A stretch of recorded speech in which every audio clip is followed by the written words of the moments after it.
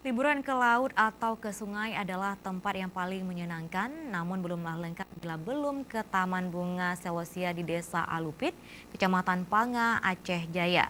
Bagaimana keindahan Taman Bunga hasil karya seorang pemuda setempat ini? Berikut liputannya.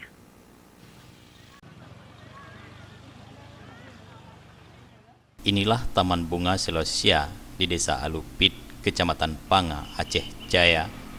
Hamparan taman bunga ini kini telah menjadi objek wisata baru yang membius para wisatawan di Aceh, terutama bagi yang suka selfie yang hendak berfoto di Taman Bunga Selosia Garden tersebut.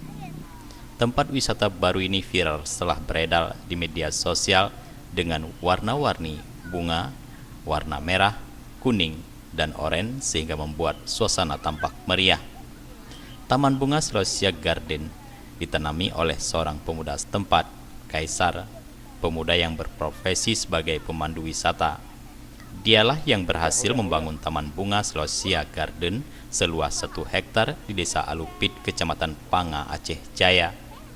Menurut Kaisar, ide membangun taman bunga berawal dari profesinya sebagai travel yang mengunjungi sejumlah negara.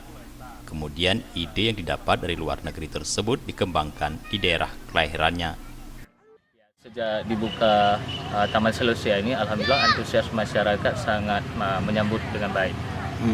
Dengan kehadiran bunga Taman Selosia, mereka merasa sudah ada pesona atau tempat rekreasi baru bagi rakyat Aceh yang ada di Pantai Barat Selatan. Setiap harinya taman bunga ini dikunjungi sekitar 1.000 pengunjung yang datang dari berbagai daerah. Para pengunjung tidak hanya wisatawan lokal, wisatawan dari luar Aceh pun ramai berkunjung ke tempat ini. Bunga di sini nih sepertinya cukup mengangkat daya jual beli wilayah Betul apa namanya daerahnya Alupit ya. Jadi ini seperti sudah menyerupai ada di Sumatera Utara juga di seperti daerah Piso-Piso.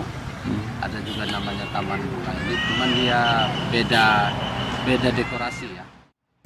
Jufrizal dan Faisal, Aceh TV.